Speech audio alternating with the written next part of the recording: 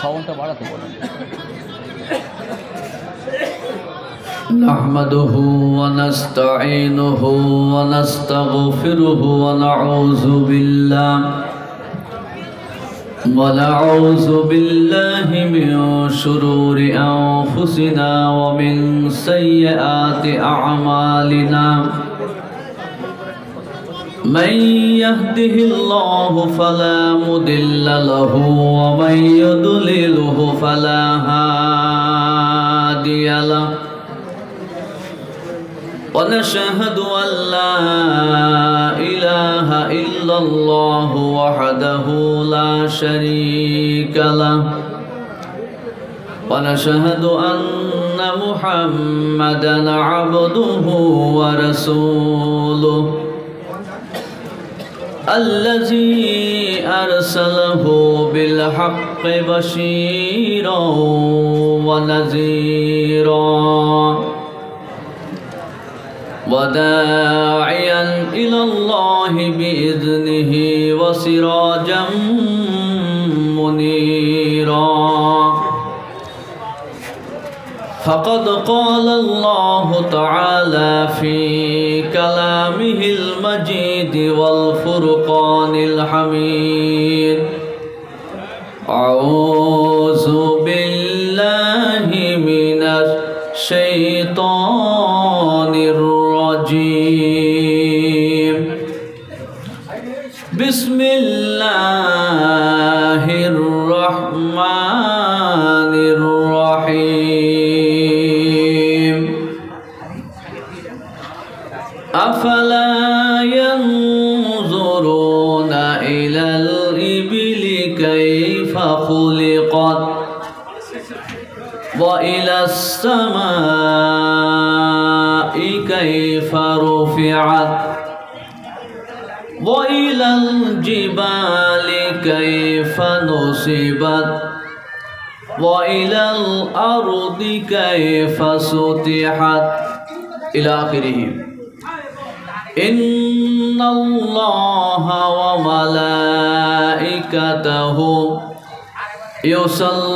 يصلون على النبي يا أيها الذين آمنوا صلوا عليه وسلموا تسليما اللهم صل على سيدنا مولانا محمد وعلى آل سيدنا مولانا محمد صلى الله عليه وسلم সমস্ত প্রশংসা সেই মহান আল্লাহ দরবারে। প্রশংসার মালিককে চিল্লে বলেন, আর একটু জোরে পিছনের ভাইরা। সমস্ত প্রশংসার মালিক সেই আল্লাহ। এ কথাটা কোথায় আছে? পবিত্র কোরআনে আল্লাহ পাক বলেন আলহামদুলিল্লাহি রাব্বিল আলামিন। সমস্ত প্রশংসা সেই মহান আল্লাহ যিনি বিশ্বজাহানের প্রতিপালক। জোরে বলুন, আর একটু জোরে সুবহানাল্লাহ। প্রশংসার মালিক কে? আল্লাহ। সেই মহান আল্লাহ দরবারে এক বাক্যে এক কণ্ঠে মিলিতভাবে সকলেই বলি আলহামদুলিল্লাহ। বিশ্বনাথ ভাইরা আর একটু জোরে বলি আলহামদুলিল্লাহ।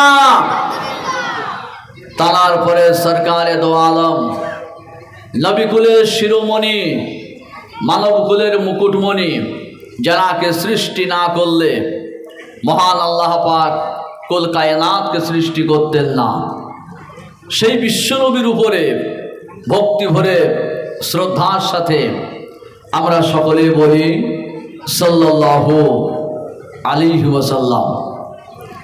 সম্মুখে উপবিষ্ট দিন দরদি, ইসলাম দরদি মুসলমান ভাইরা, দূর দূরান্ত হতে আগত সম্মানীয় মেহমান, ছোট্ট ছোট্ট মাসুম বাচ্চারা, পর্দার পিছনে উপবিষ্টা মা ও বোনেরা, সকলকে জানায় আন্তরিক সালাম, শুভেচ্ছা এবং শুভাশিস। বিশেষভাবে আজকের এই মাহফিলের মহামান্য সভাপতি সাহেব, মাদ্রাসার স্বনামধন্য সেক্রেটারি সাহেব, মাদ্রাসার সম্মানীয় শিক্ষক মণ্ডলী এবং স্টেজে উপস্থিত সকল জ্ঞানীজন, সুধীজন, ওলামায়ে কেরাম, হুফাজে কেরাম, তালাবায়ে আজিজ, সকল ভাইদেরকে জানাই সাধুবাদ, মোবারকবাদ, ধন্যবাদ। এবং এই মাহফিলকে কিয়ামতের কঠিন দিনে, হাসরের ময়দানে, যে দিনটা বড় কঠিন দিন হবে, সেই দিনে আল্লাহ পাক আমাদের সকলের জন্য নাজাতের ওসিলা বানাই দেন। বলুন আল্লাহুম্মা আমিন। আর একটু জোরে বলুন আল্লাহুম্মা আমিন। কিয়ামতের দিনটা তো বড় ভয়াবহ দিন। সেই দিনটাতে আল্লাহ যদি আমাদের নাজাতের ওসিলা বানাই দেন, তাহলে আমরা বড় সৌভাগ্যবান, ঠিক কি না? এই জন্য বলুন আল্লাহুম্মা আমিন। আমার বন্ধুরা, আমরা এসেছি আল্লাহ এবং রাসূলের মহব্বতে কোরআনের কথা শুনবার জন্য, ঠিক কি না?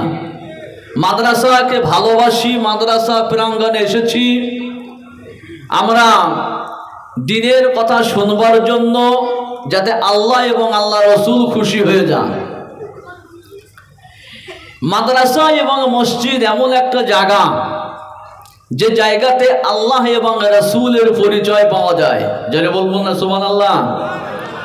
মাদ্রাসা এবং মসজিদ, এই জায়গা থেকে আল্লাহ এবং রাসূলের পরিচয় পাওয়া যায়। আমরা সেই জায়গাতে বসে আছি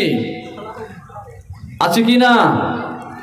সেই আল্লাহ এবং রাসূলের পরিচয় আমরা একটু পাওয়ার জন্য, আমরা তো আল্লাহর উপরে ঈমান এনেছি এবং রাসূলের উপরে ঈমান এনেছি, কিন্তু আল্লাহ এবং রাসূল আমরা তো কখনো তাদেরকে দেখি নাই। দেখেছি? আল্লাহরে কি চোখে দেখেছি? দেখি নাই। নবীরও চোখে দেখি নাই, কিন্তু ঈমান এনেছি, বিশ্বাস করেছি যে এক আল্লাহ, আল্লাহ ব্যতীত কাহারও বিশ্বাস করি না। আর মুসলমান যারা হয়, আল্লাহর উপর যারা বিশ্বাস রাখে, পৃথিবীতে অন্য কাহারও কাছে মাথা নত করে না। করে মুসলমান মাথা নত করে না। সেই আল্লাহর পরিচয় কি? রাসূলকে চিনবো কেমনে? আল্লাহকে চিনবো কেমনে? তাদের বংশ পরিচয় কি? বেঈমানেরা, গায়ের মুসলিমরা, কাফেরেরা মুসলমানদের কাছে প্রশ্ন করে, তোমরা তো এক আল্লাহরে মানো, নবীরে মানো, চোখে দেখো নাই, কেমনে বিশ্বাস করলে? আল্লাহর পরিচয় কি? আল্লাহর বংশ পরিচয় কি? এই প্রশ্ন শুধু আজকের দিনের জন্য নয়, আজকের কাফেরদের জন্য নয়, বরং আজ থেকে 1400 বছর পূর্বে মক্কার কাফেরেরা আল্লাহর নবীর কাছে আল্লাহর পরিচয় সম্পর্কে জানতে চেয়েছিল, আল্লাহর বংশ সম্পর্কে জানতে চেয়েছিল। আল্লাহর বংশ পরিচয় কি? বংশ পরিচয় জানে কেন? তার কারণ হচ্ছে, কোনো মানুষের পরিচয় যদি নিতে হয়, তবে তার বংশ পরিচয়ে যেতে হয়। এই ছেলেটির বাপকে, তার দাদাকে, তার নানা নানিকে বংশ পরিচয়ের দিকে যদি যাওয়া হয়, তখন কিন্তু সেই মানুষের পরিচয় পাওয়া যায়। আল্লাহকে যে মানো, আল্লাহর বংশ পরিচয় কি? কথা বোঝা যাচ্ছে না? কাফিরেরা এই প্রশ্ন করেছিল নবীকে। আজ থেকে 1400 বছর পূর্বে মক্কার কাফেরেরা যখন আল্লাহর নবীকে জিজ্ঞাসা করেছিল আল্লাহর পরিচয় সম্পর্কে, আল্লাহ রাব্বুল আলামিন বিশ্ব নবীর উপরে সূরা অবতীর্ণ করেন। আল্লাহ পাক বলেন, কুল হুয়াল্লাহু আহাদ আল্লাহুস সামাদ লাম ইয়ালিদ ওয়া লাম ইউলাদ ওয়া লাম ইয়াকুল লাহু কুফুয়ান আহাদ। আল্লাহ পাক বলেন কুল হুয়াল্লাহু আহাদ। হে নবী, আপনি তাম পৃথিবীর মানুষদেরকে বলে দেন, কুল শব্দের মানে হচ্ছে বলা, আপনি মানুষদেরকে বলে দেন বলুন আল্লাহু আহাদ, আমার আল্লাহ তিনি একক। আল্লাহর বংশ পরিচয় হচ্ছে, শুনুন আল্লাহ পাক নবীকে বলেন, হে নবী আপনি বলুন, কুল আপনি বলুন আল্লাহ একক, আল্লাহুস সামাদ, আল্লাহ মুকাফেক্কি, তিনি কাহারও মুকাফেক্কি নন। এই পৃথিবীর জমিনে যত প্রকারের মানুষ আছে আমার ভাইয়েরা, মেম্বার বলেন, প্রধান বলেন, এমএলএ বলেন, এমপি বলেন, মন্ত্রী বলেন, প্রধানমন্ত্রী বলেন, এই দুনিয়ার জমিনে প্রত্যেকটা মানুষ একজন মানুষ আর একজন মানুষের মুখাপেক্ষী।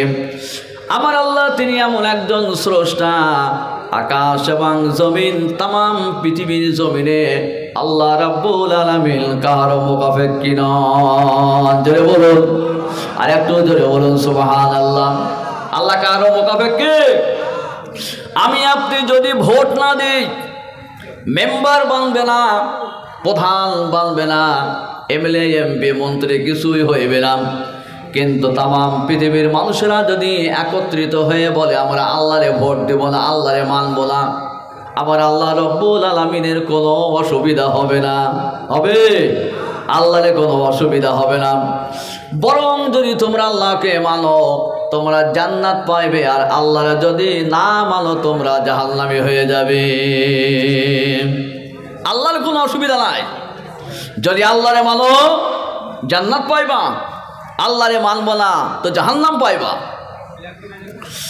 এর পরে আল্লাহ রাব্বুল আলামিন নিজের বংশ পরিচয় দিতেছেন। আল্লাহ পাক বলেন লাম ইয়ালিদ ওয়া লাম ইউলাদ।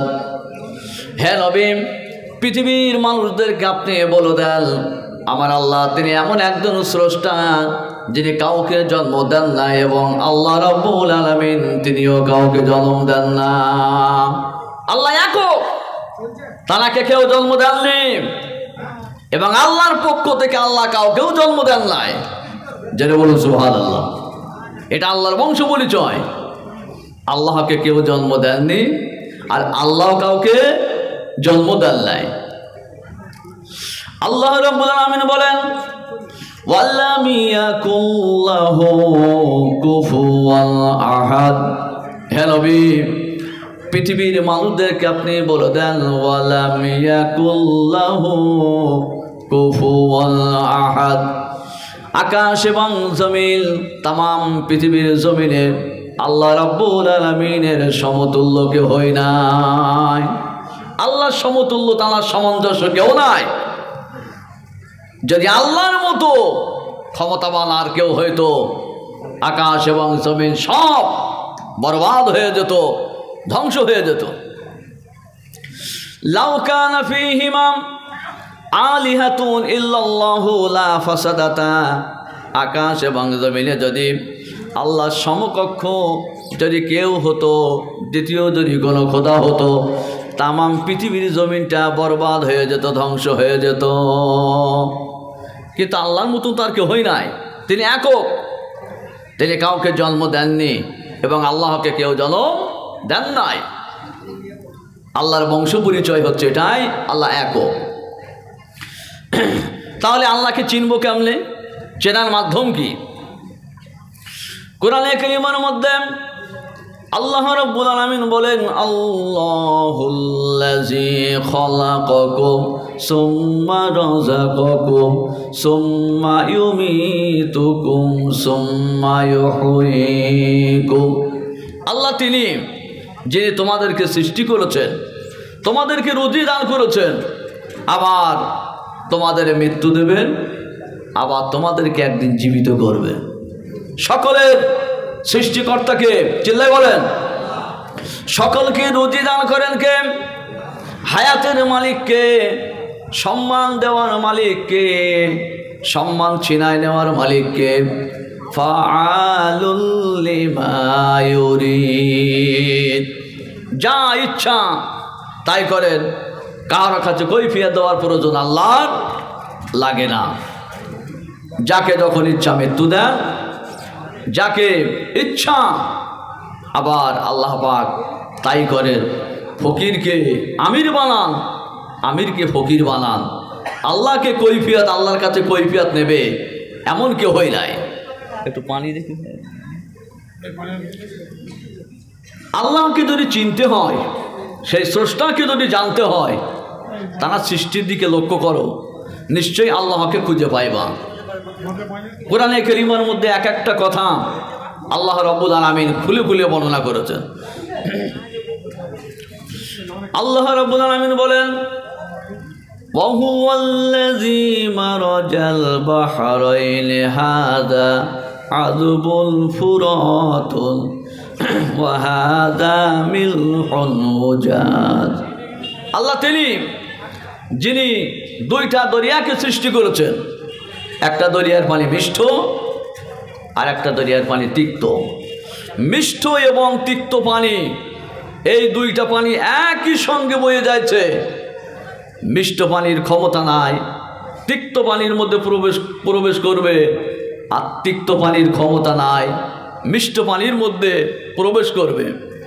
কারণ আল্লাহর কুদরত যেটা, আল্লাহ যেমনভাবে সৃষ্টি করেছেন ঠিক সেই রকমভাবেই সেগুলো চলবে।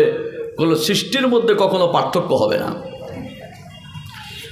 মানুষের তৈরি করা যে মতবাদ, তার মধ্যে পার্থক্য হয়, কিন্তু আল্লাহর তৈরি করা কানুনের মধ্যে কোনো পার্থক্য আছে নাই। আল্লাহ যেটা যেমনভাবে বানিয়েছেন সেটা সেই রকমভাবেই থাকবে, তা কখনো পরিবর্তন হইবে না। একটু পানি নাই। আল্লাহর তৈরি করা কানুনের মধ্যে কোনো পার্থক্য হবে না, কিন্তু মানুষ যে আইন তৈরি করে, এই আইনের মধ্যে অনেক সময় ব্যাঘাত সৃষ্টি হয়। মনে করুন আমাদের দেশের আইন হচ্ছে রাস্তার বাম সাইড দিয়ে যাওয়া, এটা আমাদের দেশের আইন। কিন্তু এত কিছু আইন থাকার পরেও আমরা দেখেছি রাস্তাঘাটে বিভিন্ন জায়গাতে সিগন্যালের ব্যবস্থা আছে, ট্রাফিকের ব্যবস্থা আছে। এত কিছু ব্যবস্থা থাকার পরেও রহ শুনতে পাওয়া যায় যে মানুষ অ্যাক্সিডেন্টে মারা গেছে, শোনা যায় কি না? কিন্তু আল্লাহর যে সিস্টেম, যে তরিকা, যে পদ্ধতি, তার মধ্যে আপনি লক্ষ্য করুন কোনো পার্থক্য নাই। যেমন সূর্য এবং চন্দ্র নিয়মিত উঠবে, রাতের পরে দিন, দিনের পরে রাত, এক একটা জিনিস ঠিক নিয়ম অনুযায়ী চলবে, কোনো জিনিসের মধ্যে কোনো ব্যাঘাত নাই। সব কিছু জিনিস আল্লাহ রাব্বুল আলামিনের নিয়ন্ত্রণে এবং একের পর এক জিনিস নিয়মিত চলবে, কোনো জিনিসের মধ্যে পার্থক্য নাই।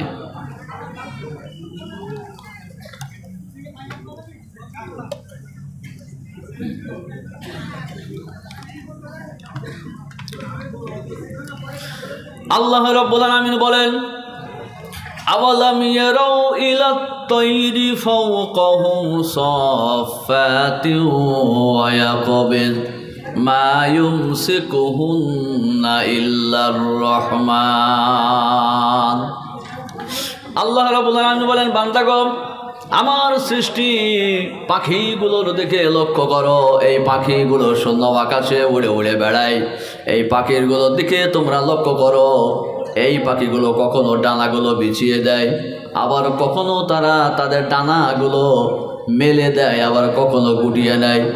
পৃথিবীর কোনো মানুষের ক্ষমতা নাই এই পাখিগুলোকে আটকাবে, একমাত্র রহমান যদি ইচ্ছা করেন পাখিগুলোরে আটকাবে, নচেত পৃথিবীর জমিনে কোনো মানুষের ক্ষমতা নাই, কোনো মানুষের ক্ষমতা নাই। আল্লাহ রাব্বুল আলামিন বলেন, আফালা ইয়ানজুরুনা ইলাল ইবলি কাইফা খুলিকাত ওয়াইলাস সামাই কাইফা রুফিআত। মানুষেরা কি লক্ষ্য করে না? উটের দিকে লক্ষ্য করে না? আল্লাহ রাব্বুল আলামিন যে উটগুলোকে সৃষ্টি করেছেন, উটের দিকে কি মানুষেরা লক্ষ্য করে না? উটকে আল্লাহ রাব্বুল আলামিন কেমন সুন্দর করে সৃষ্টি করেছেন। এই পৃথিবীর জমিনে আল্লাহ রাব্বুল আলামিনের অনেকগুলি সৃষ্টিজীব আছে, কোন জিনিসের মধ্যে আল্লাহ রাব্বুল আলামিন তাকাইবার জন্য বলে নাই। আল্লাহ রাব্বুল আলামিন উটের দিকে লক্ষ্য করার কথা বলেছেন। তার কারণটা কি?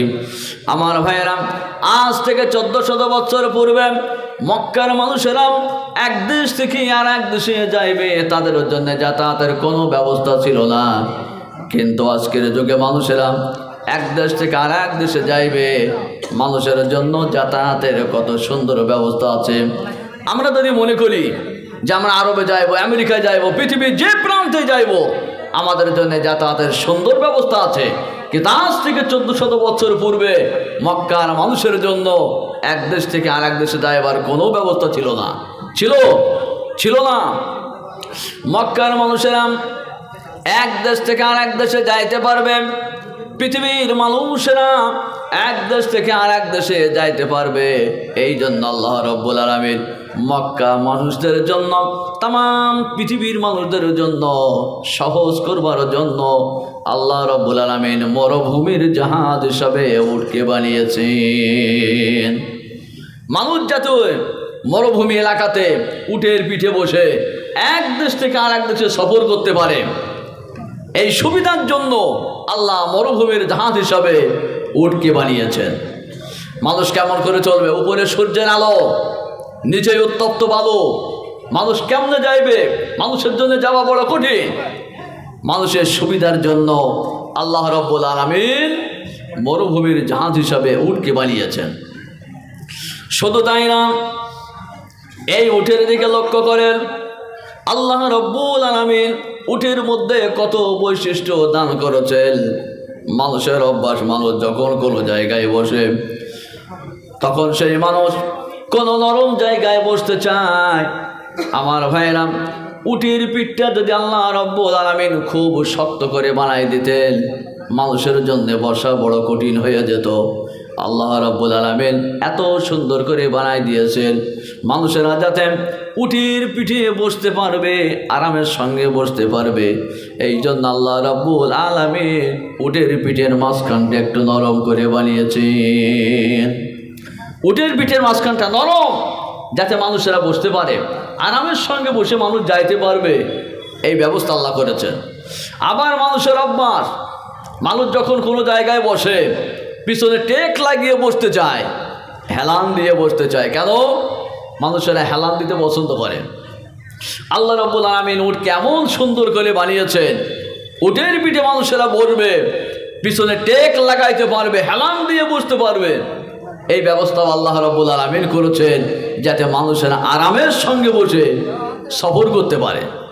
কিছু কিছু এলাকার মানুষেরা অনেক সময় বলে উটের পিঠে যে উঁচু জায়গা আছে, মায়েরা বোনেরা বলে উটের পিঠে আলীর কবর। আপনাদের দিকে কয় নাকি? উটের পিঠে আলীর কবর, নাউজুবিল্লাহ। উটের পিঠে কোনো আলীর কবর নাই।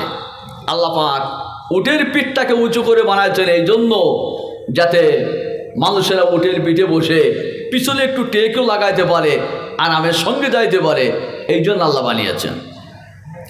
শুধু তাই না, এই উটের মধ্যে আর কি বৈশিষ্ট্য আছে?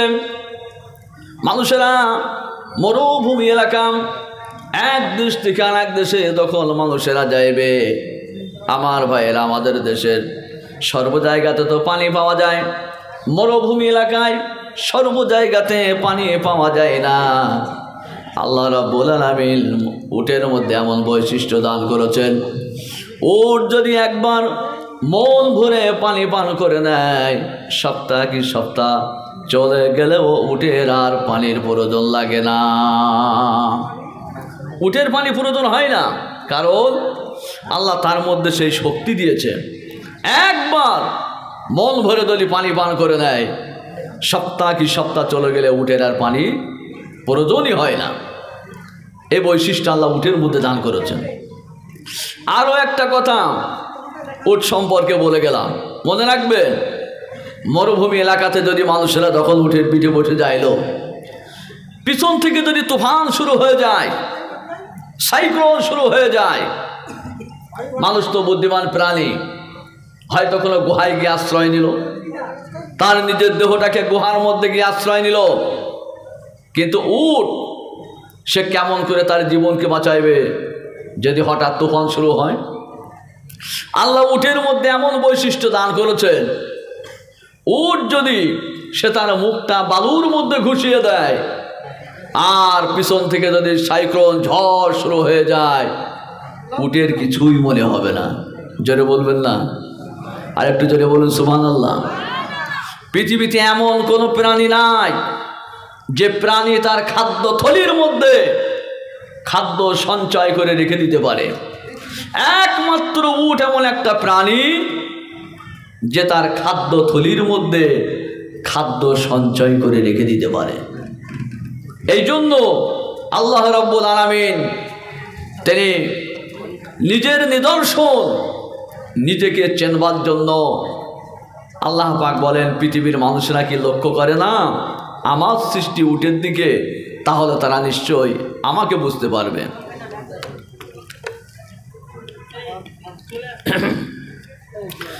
আল্লাহ রাব্বুল আলামিন তারপরে বলেন,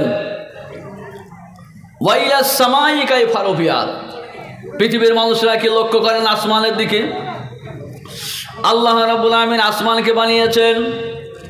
ওয়াইলাস সামাই কাইফা রুফিআত, আল্লাহ রাব্বুল আলামিন বলেন, পৃথিবীর মানুষরা কি লক্ষ্য করেন আসমানের দিকে? আল্লাহ রাব্বুল আলামিন আসমানকে কত উঁচু করে বানিয়েছেন। এই যে আসমানটা আমরা দেখতে পাই, কত উঁচু করে আল্লাহ রাব্বুল আলামিন বানিয়েছেন। এই আসমানে পৃথিবীর মানুষের জন্য আল্লাহ রাব্বুল আলামিন দুইটা লাইটের ইন্তজাম করেছেন। একটা লাইটের নাম হলো সূর্য, আর একটা লাইটের নাম চন্দ্র। সূর্য এবং চন্দ্র এমন দুইটা লাইটের ইন্তজাম আল্লাহ করেছেন, কিয়ামতের আগ পর্যন্ত কখনো তাদের ক্ষয় হবে না। ক্ষয় হবে? কখনো ক্ষয় হবে না। পৃথিবীর জমিনের কোনো কোম্পানি এমন নাই যে কোম্পানি দায়িত্ব নিয়ে বলতে পারবে আমি আমার কোম্পানির মধ্যে হতে এমন লাইটের ইন্তজাম করেছি যে লাইট কখনো ক্ষয় হবে না। এই কথা কোনো মানুষ বলতে পারবে না, কোনো কোম্পানি বলতে পারবে না। কিন্তু আল্লাহ রাব্বুল আলামিন এমন লাইটের ইন্তজাম করেছেন, এমন সূর্য এবং চন্দ্র আল্লাহ রাব্বুল আলামিন বানিয়েছেন পৃথিবীর জমিনের জন্য। আল্লাহ রাব্বুল আলামিন তাদের কোনো ক্ষয় রাখে নাই। সূর্য এবং চন্দ্র তাদের কখনো ক্ষয় হবে না। এ আল্লাহর সৃষ্টি। আল্লাহ আসমানকে সৃষ্টি করবার পর কোরআনের মধ্যে আল্লাহ পাক বলেছেন, মা তারা ফি খালকির রহমান মিন তাফাউত, বান্দা তোমরা দেখো আমি যে সৃষ্টি করলাম আসমান, তা আমার এই আসমান সৃষ্টির মধ্যে কোনো ভুল আছে? আবার আল্লাহ পাক বলছেন, একবার আবার দেখো আমার সৃষ্টির মধ্যে কি কোনো ভুল আছে? আল্লাহ রাব্বুল আলামিন বলেন, সুম্মা রুজি'ল বাসারা কাররাতাইনি ইয়ানকালিব ইলাইকাল বাসারু খাসিয়াও ওয়া হুয়া হাসীর। আল্লাহ রাব্বুল আলামিন বলেন, একবার নয় দুইবার নয়, আমার সৃষ্টির দিকে তোমরা যতবার তাকাবে তোমাদের দৃষ্টি ক্লান্ত হয়ে তোমাদের কাছে ফিরে যাবে। আমার সৃষ্টির মধ্যে কোনো ভুল পাবা না। আল্লাহর সৃষ্টির মধ্যে কোনো ভুল নাই।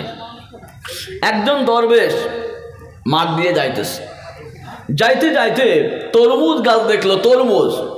তরমুজ গাছের ফল তো বিশাল মোটা হয়, খুব বড় হয়।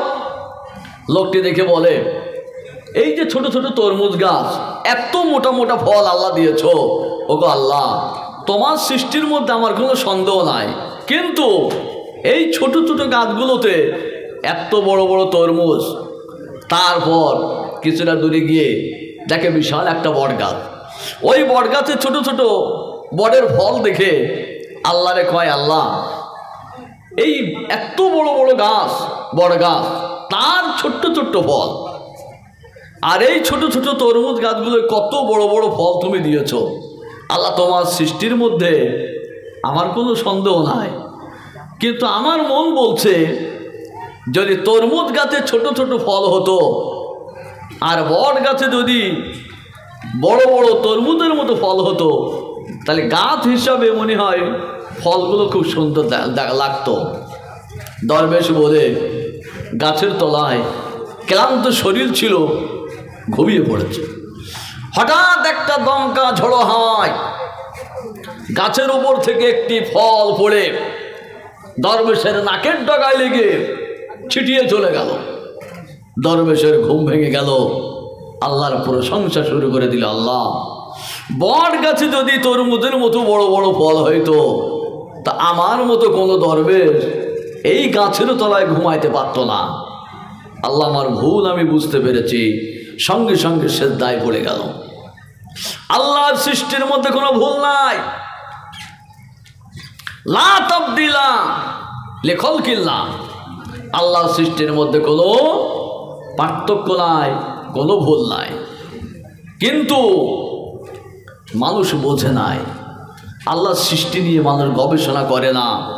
যদি মানুষ গবেষণা করত, মানুষ বুঝতো, নিশ্চয়ই তারা শুধু নবকলার মাদ্রাসায় বসে নয়, কলকাতার জমিনে নয়, দিল্লির পার্লামেন্টেও নয়, বিশ্ব পার্লামেন্টেও দাঁড়িয়ে তারা বলতো যে মহান আল্লাহ তিনি আছেন, ইহাতে কোনো সন্দেহ নাই। আমার ভাইরা, এই জন্য সেই আল্লাহ রাব্বুল আলামিন তানাকে চিনতে হবে তানার সৃষ্টির মাধ্যমে। আমার ভাইরা, আল্লাহ রাব্বুল আলামিন বিশাল আসমানকে সৃষ্টি করে দেওয়ার পর আল্লাহ রাব্বুল আলামিন আসমানের জন্য কোনো খুঁটির ইন্তজাম করেন নাই। কোনো খুঁটির ইন্তজাম করেছেন? এই যে জলসা যে মাদ্রাসার পক্ষ থেকে দেওয়া হচ্ছে, কয়েক হাজার মানুষ এই জলসায় বসতে পারবে। তাদেরই জন্য এই বিশাল মজলিসকে কয়েক হাজার মানুষের জন্য যে আইটেম করা হলো, কত কোটির ইন্তজাম মানুষ করেছে। কিন্তু বিশাল আকাশ যিনি সৃষ্টি করেছেন, গোটা পৃথিবী দিয়ে গোটা পৃথিবীটা ঢেকে দিয়েছেন, একটা কোটির ইন্তজাম আল্লাহ করেন নাই। মানুষ লক্ষ্য করো, গোটা পৃথিবীটা দেখো। তোমরা সকালে উঠে দেখো, আকাশের দিকে তাকিয়ে দেখো, তোমাদের মনে হবে এই আকাশ বুঝি চন্দ্রকোনার দিকে গিয়ে শেষ হয়ে গেছে। আবার যখন সেখানে পৌঁছাবে, তোমাদের মনে হবে এই আকাশ বুঝি আমার মাদ্রাসার দিকে গিয়ে শেষ হয়ে গেছে। গোটা পৃথিবীটা চক্কর দিবেন, খুঁজে খুঁজে দেখবেন, কিন্তু আল্লাহ পাকের এই সৃষ্টি যে আসমান, আসমানের কোনো কিনারা আপনারা পাবেন না। আল্লাহ বলেন, বান্দা আমার সৃষ্টিগুলো দেখো আর গবেষণা করো, চিন্তা করো, আমি যে খোদা, আমি যে রব, তোমরা আমাকে চিনতে পারবে। তারপরে তৃতীয় নম্বরে আল্লাহ পাক বলেন, ওয়াইলাল জিবালি কাইফা নুসিবাত, পৃথিবীর মানুষরা কি লক্ষ্য করে না পাহাড়ের দিকে? আমি পাহাড় কেমন করে এঁটে দিলাম, গেড়ে দিলাম, মজবুত করে দিলাম। আল্লাহ কোরআনে বলেন, আল জিবাল আওতাদা, পাহাড়গুলো আল্লাহ পাক পৃথিবীতে পেরেকে সমতুল্য করে বানিয়েছেন। ওয়াইলাল আরদি কাইফা সুতিহাত, পৃথিবীর মানুষরা কি লক্ষ্য করে না জমিনের দিকে? আল্লাহ রাব্বুল আলামিন জমিনকে মানুষের আয়ত্তাধীন করে দিয়েছেন। এই জমিনের উপরে মানুষ যদি 10 তলা বিল্ডিং বানায়, যদি বিশাল অট্টালিকা বানায়, এই জমিন কখনো বলবে না, মিয়া আমার উপরে কেন তুমি এত বড় বিল্ডিং বানাইছ। আবার যদি জমিনকে মানুষ খুঁড়ে মাছ চাষ করে, জমিন কখনো বলবে না যে আমার উপরে কেন মাটি খুঁড়ছো বা গর্ত কেন করছো। এই কথা কখনো জমিন মানুষকে বলবে না, প্রশ্ন করবে না। কারণ এই জমিন আল্লাহ রাব্বুল আলামিন সৃষ্টি করেছেন আর মানুষের আয়ত্তাধীন করে দিয়েছেন, যাতে মানুষেরা জমিনের উপরে ফসল ফলাইবে, মানুষ খাইবে, আল্লাহ রাব্বুল আলামিনের ইবাদত করবে, আল্লাহর ইবাদত করবে। এই জন্য আল্লাহ রাব্বুল আলামিন এই জমিন মানুষের আয়ত্তাধীন করে দিয়েছেন।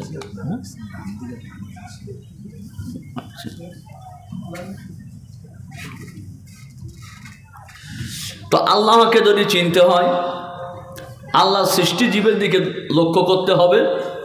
আল্লাহ সৃষ্টিজীবের দিকে যদি আমরা লক্ষ্য করি, তিনি যে রব, এহাতে কোনো সন্দেহ থাকবে না। এবারে বিশ্বনবীকে চিনতে হবে। বিশ্বনবী চেনার মাধ্যম কি?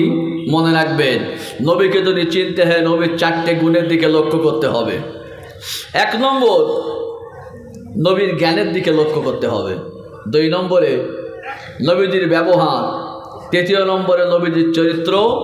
আর 4 নম্বর হচ্ছে নবীজির মুজিজা। এই 4টির দিকে যদি আমরা লক্ষ্য রাখি, নবীজির 4টে গুণের দিকে যদি আমরা লক্ষ্য রাখি, তাহলে তিনি যে বিশ্বনবী, শুধু এই জায়গায় বসে নয়, কলকাতার জমিনে নয়, দিল্লির পার্লামেন্টেও নয়, বিশ্ব পার্লামেন্টেও দাঁড়িয়ে আমরা বলতে পারবো তিনি বিশ্বনবী, এহাতে কোনো সন্দেহ নাই। আমার ভাইরা, আসুন 1 নম্বরে বলেছি আল্লাহ নবীর জ্ঞান সম্পর্কে, কতটা জ্ঞান তাকে আল্লাহ দান করেছেন। হাদিস শরীফের মধ্যে আল্লাহ পাক, আল্লাহর নবী বলেন, ইন্নামা বুইস্তু মুআল্লিমান। আল্লাহ পাক আমাকে গোটা পৃথিবীর মানুষের জন্য শিক্ষক করে পাঠিয়েছেন। যে মানুষটা দুনিয়ার জমিনে কোনো স্কুলে যান নাই, কোনো পাঠশালায় যান নাই, কোনো বইয়ের পৃষ্ঠার আলগা করে পড়তে পারেন নাই, অথচ তিনি আবার বলছেন যে আল্লাহ পাক আমাকে গোটা পৃথিবীর মানুষের জন্য শিক্ষক করে পাঠিয়েছেন। তার মানে কি?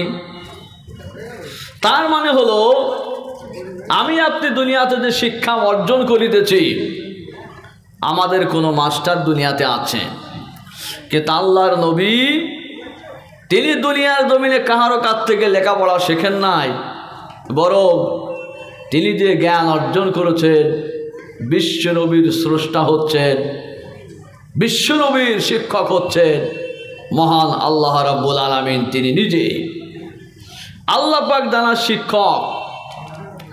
সেই নবীকে দুনিয়ার জমিনে আবার কে জ্ঞান দিবে? আমার ভাইরা, সুতরাং বিশ্বনবীর শিক্ষক আল্লাহ রাব্বুল আলামিন, তিনি নিজেই। তানার কতটা জ্ঞান সে সম্পর্কে আমরা কি বলবো? অমা উতীতুম মিনাল ইলমি ইল্লা কলিলা। আল্লাহ বলছেন, বান্দা, আমি তোমাদেরকে অতি সামান্য জ্ঞান দান করেছি। এই অল্প জ্ঞানের মাধ্যম দিয়ে আমরা নবীকে কেমন করে চিনব? তবু ইতিহাসের মধ্যে জানা যায়, জার্মানের একজন অধিবাসী, নাম হলো ডক্টর নিকলিস। এই ডক্টর নিকলিসের কাছে জার্মানের মানুষের সে প্রশ্ন করেছিল, স্যার, আমরা আপনার কাছে 3টি প্রশ্ন করব, যদি আপনি আমাদের প্রশ্নের উত্তরগুলো দিতে পারেন, আমরা আপনার কাছে চিরকৃতজ্ঞ থাকব। 3টি প্রশ্ন করব আপনার কাছে, যদি আপনি এই 3টি প্রশ্নের উত্তর দেন, আমরা আপনার কাছে বড়, আপনি আমাদের কাছে প্রশংসনীয় হয়ে থাকবেন, আমরা চিরকৃতজ্ঞ হব আপনার কাছে। কি সেই 3টি প্রশ্ন? 1 নম্বরের প্রশ্ন হচ্ছে, এই পৃথিবীর জমিনের সবচাইতে জ্ঞানী ব্যক্তিকে, যিনি সবচাইতে বেশি জ্ঞান অর্জন করেছিলেন, তিনি কে? 2 নম্বরের প্রশ্ন, এই পৃথিবীর জমিনে সবচাইতে চরিত্রবান ব্যক্তিকে? 3 নম্বর প্রশ্ন, এই পৃথিবীর জমিনে সবচাইতে মহান ব্যক্তিকে, যিনি নিজের দুঃখে দুঃখিত না হয়ে অপরের দুঃখে দুঃখিত হতেন। 3টি, সবচাইতে জ্ঞানী ব্যক্তিকে, সবচাইতে চরিত্রবান ব্যক্তিকে, সবচাইতে মহান ব্যক্তিকে। এই 3টি কথা শোনার পর ডক্টর নিকলিস বললেন, শোনো, এই পৃথিবীর জমিনে যে মানুষটি তার পূর্ববর্তী এবং পরবর্তী বংশধর হিসাবে সবচাইতে মর্যাদাবান, তিনিই হবেন সবচাইতে বড় জ্ঞানী। মানুষেরা বলল, স্যার, প্রশ্ন করলাম আপনার কাছে 3টি, আর উত্তর দিয়েছেন আপনি 1টি, এমনভাবে দিয়েছেন যে কিছুই বুঝে আসে নাই। আমার ভাইয়ের অনুরোধ করব, নবীর সম্পর্কে কথা বলতে শোনেন।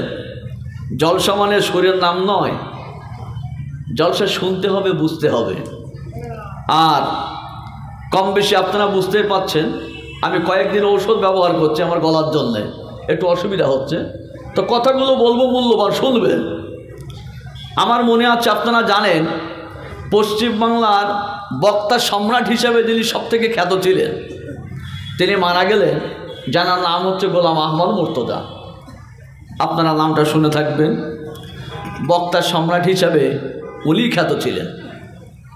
আমি তখন ছোট, আমার এলাকায় উনি জলসা করতে গেলেন, তো আমিও গেলাম জলসা শুনতে। দুইটা বুড়া মানুষ আমার পাশে বসে আছে। তখন গোলাম আহমদ মুর্তজার জলসা অর্ধেক হয়ে গেছে। 2 ঘন্টা বায়ান করবেন, 1 ঘন্টা বায়ান হয়ে গেছে। এখন একজন বুড়ো মানুষ আর একজন বুড়ো মানুষকে বলছে, আমি তো শুনেছিলাম এই জলসায় নাকি গোলাম মুর্তজা আসবে, সেই লোকটা কি? পাশের থেকে বুড়োটা বলছে, বলে এই যে জলসা করছে ইনি হচ্ছে গোলাম আহমদ মুর্তজা, ইনি তো অর্ধেক বয়ান করে ফেলেছে। তখন সেই বুড়ো বলছে, তা বলে ইনি কি সুর তাল দেবেন না, সুর দেবেন না? তো বলছেন না, ইনি সুরের বক্তা নয়, সুর দিয়ে জলসা করে না। তা বলছে যে জলসায় সুর নাই সে জলসায় আমি নাই। কথা বোঝেন নাই? আমার ভাইরা, সুরের নাম জলসা না। তবে আল্লাহ পাকের ইচ্ছায় কোরআনের তাফসীর আল্লাহ পাক যতটুকু অধম গুনাহগার দ্বারা করিয়ে নেন, কিন্তু আমার অসুস্থতার কারণে আমি সেইভাবে পড়তে পারছি না কোরআন। যে কথা বলতেছিলাম নবীজি সাল্লাল্লাহু আলাইহি সাল্লামের সম্পর্কে, ডক্টর নিকলিস বললেন, শোনো, যে মানুষটি তার পূর্ববর্তী এবং পরবর্তী বংশধর হিসাবে সবচাইতে মর্যাদাবান, তিনিই হইবেন সবচাইতে জ্ঞানী।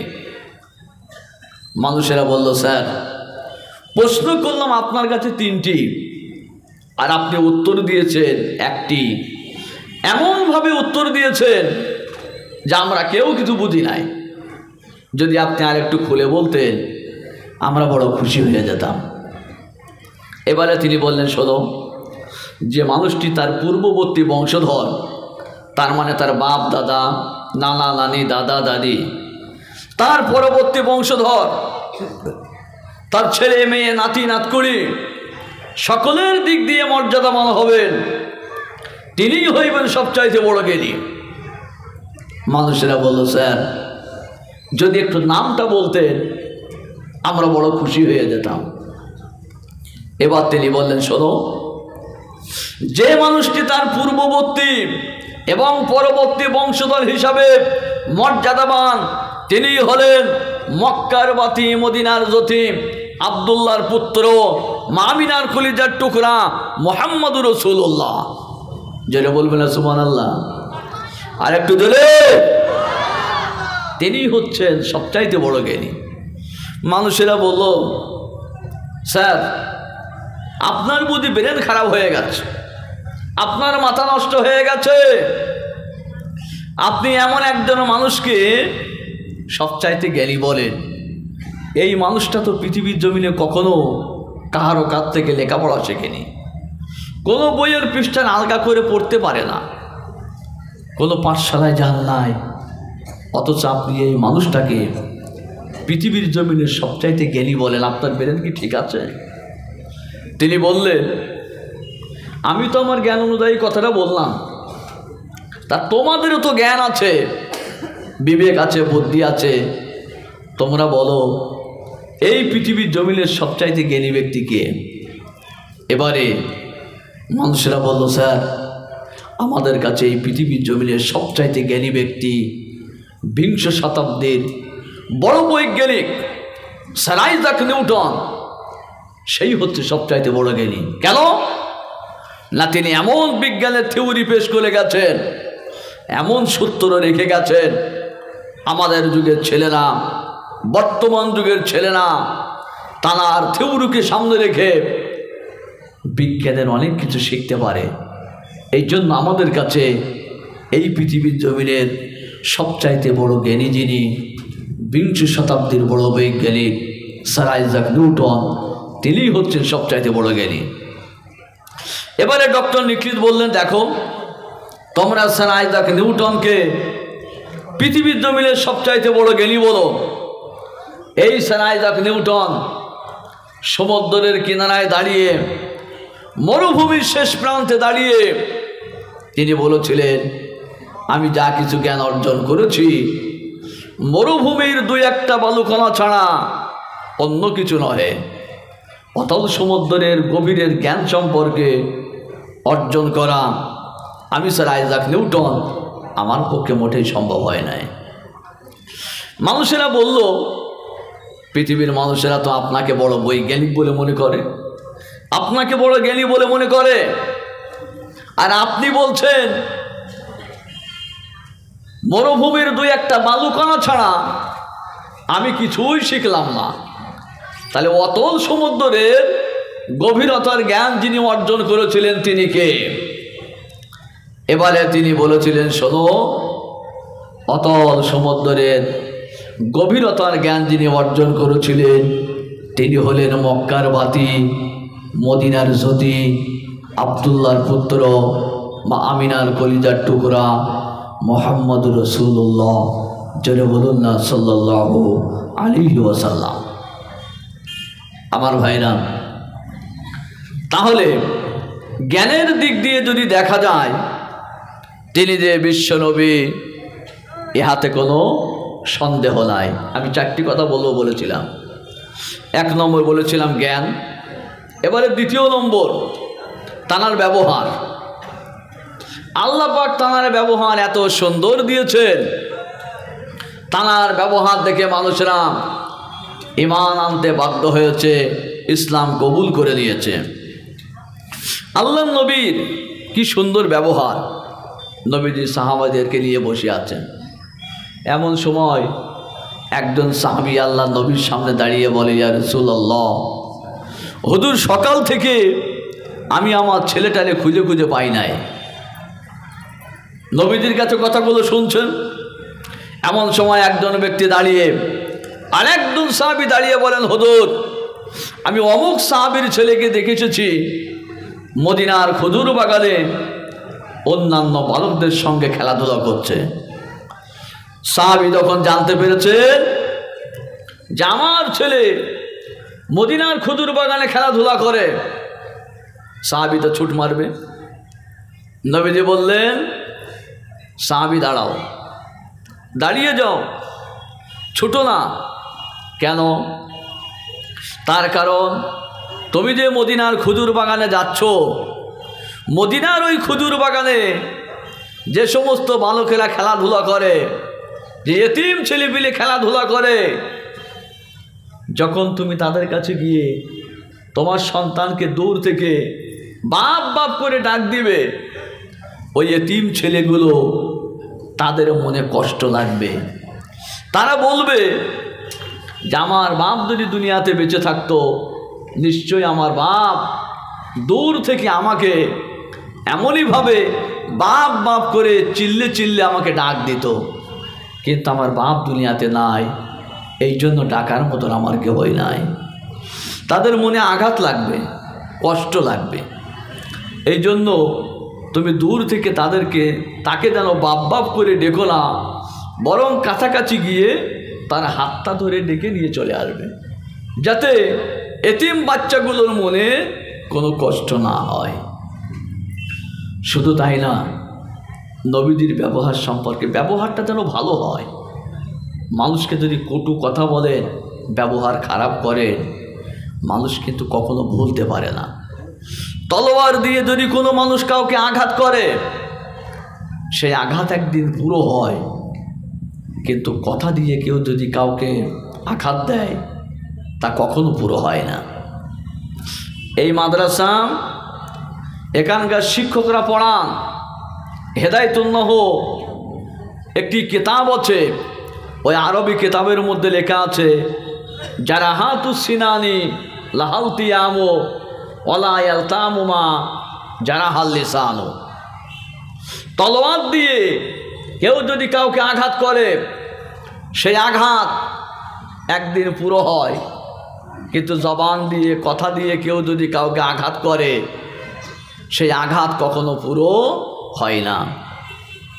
আমার ভাইরা, একটি জয়ীফ হাদিস দিয়ে প্রমাণ পাওয়া যায়, একজন ইহুদি আলিম তিনি তার কিতাবের মধ্যে পড়েছে, আখিরি জামানার নবী যিনি হবেন, শেষ জামানার নবী যিনি হবেন, তার সঙ্গে যদি কেউ দুর্ব্যবহার করে, আখিরি জামানার নবী শেষ জামানার নবী তার সঙ্গে দুর্ব্যবহার করবেন না, বরং ভালো ব্যবহার করবেন।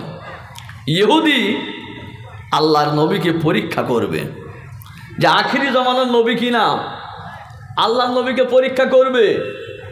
তো নবীদের কাছে এসেছে ইহুদি আর আল্লাহর নবীকে দাওয়াত দিয়েছে, হে মুহাম্মদ, ঈমান তো নিয়ে আসে নাই, তো বলছে হে মুহাম্মদ, আমি আপনাকে আমার বাড়িতে একদিন দাওয়াত দিব, আপনি আমার দাওয়াত কি কবুল করবেন? নবীজি ইহুদির কথা শুনে দাওয়াত কবুল করে দিলেন। তারপরে ঘটনা কি হয়, গভীর রাত একটু আল্লাহর নামে জিকির করি আমরা, লা ইলাহা ইল্লাল্লাহ পড়েন, একটু মহব্বতের সঙ্গে পড়ুন, সুবহানাল্লাহ আলহামদুলিল্লাহ।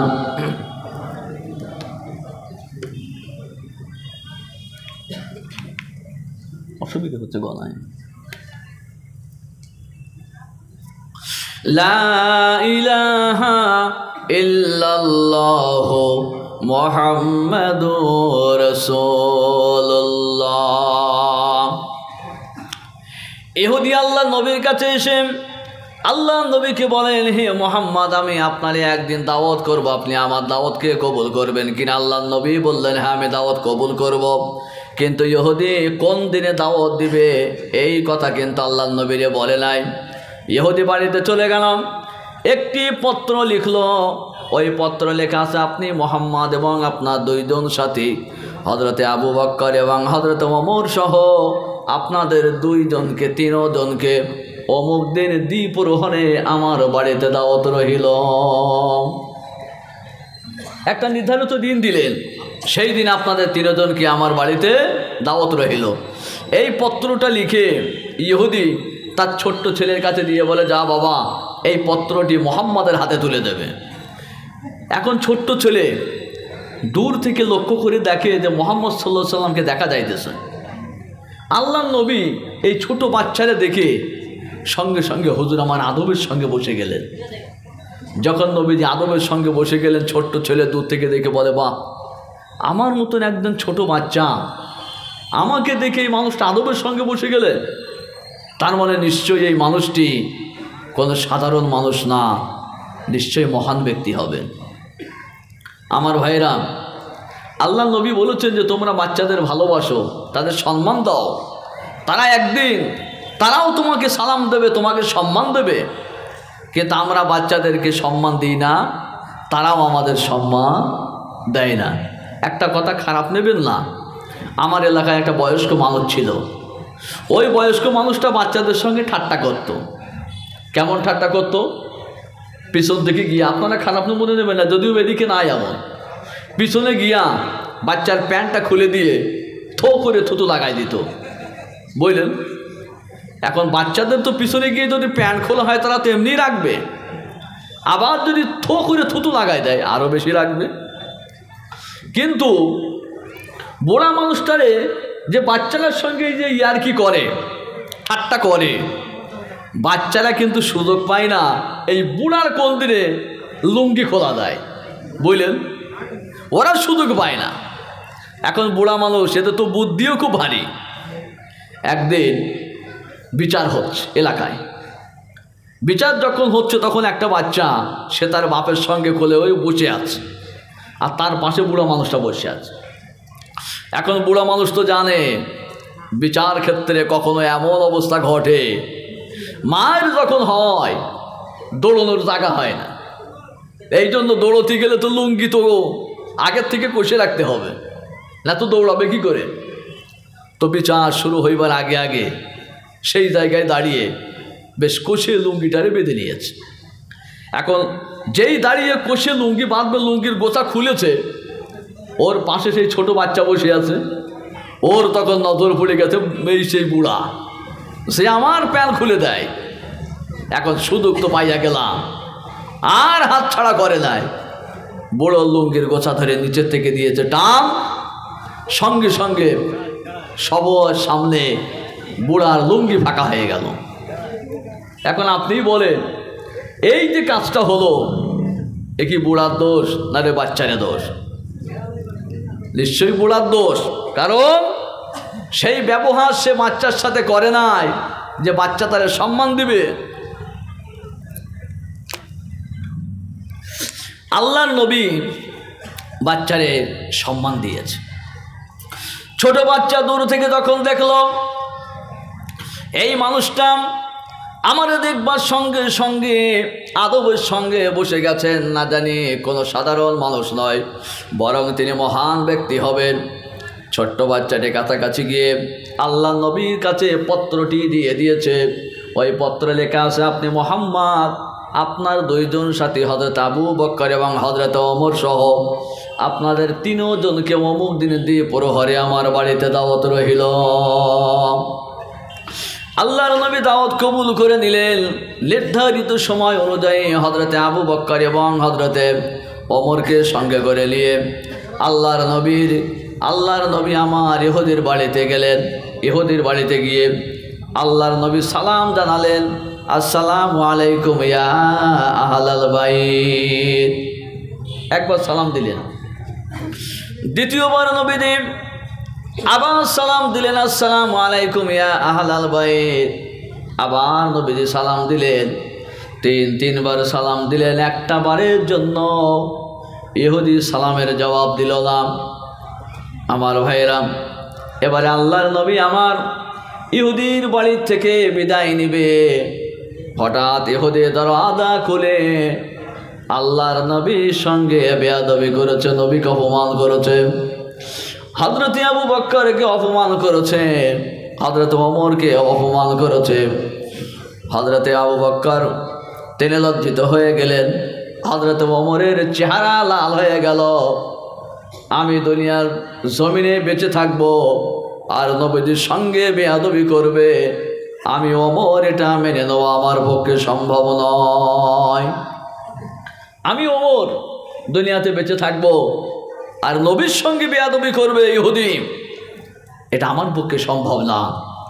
যাই হোক, হযরত ওমর তিনি কি করবেন, খাম থেকে তলোয়ারটা বার করছেন, আবার খামের মধ্যে দিতেছে, বারবার করে শুধু আল্লাহ নবীর দিকে তাকিয়ে আছেন যে নবীজি যদি একটা বার অনুমতি দেয় আমি ইহুদিকে জনমের মতো বিদায় দিয়ে দিব। কিন্তু নবীজি তো কিছু বললেন না। আল্লাহ নবী কিচ্ছুই বললেন না, বরং হযরত আবু বকর এবং হযরত ওমরকে সঙ্গে করে নিয়ে বাড়িতে রওনা দিলেন। দ্বিতীয় দিনে ইহুদি আবার পত্র লিখে পাঠাই দিল, যাও বাবা চলে যাও, মুহাম্মাদের হাতে পত্রটি তুলে দিবে।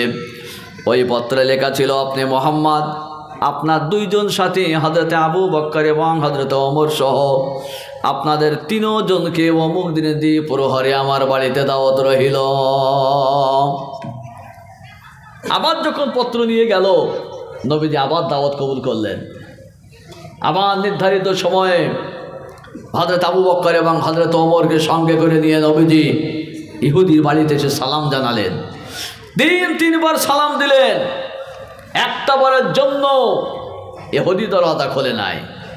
আমার ভাইরা, আমরা কোনো বিত্তশীল মানুষের বাড়িতে গিয়া আমরা কলিং বেল দাবাই, এই দাবাই কিনা কথা বলবেন, একবার দাবাই, দুইবার দাবাই, তিনবার দাবাই, কোনো জবাব পাই না। তিনবারের পর যখন আমরা উত্তর না পাই, আমরা সেখান থেকে চলে আসি। এই রেওয়াজটা আমরা পাইলাম কোথার থেকে?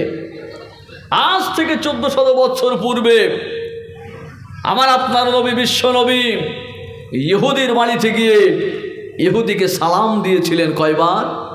3 বার সালাম দিয়েছিলেন।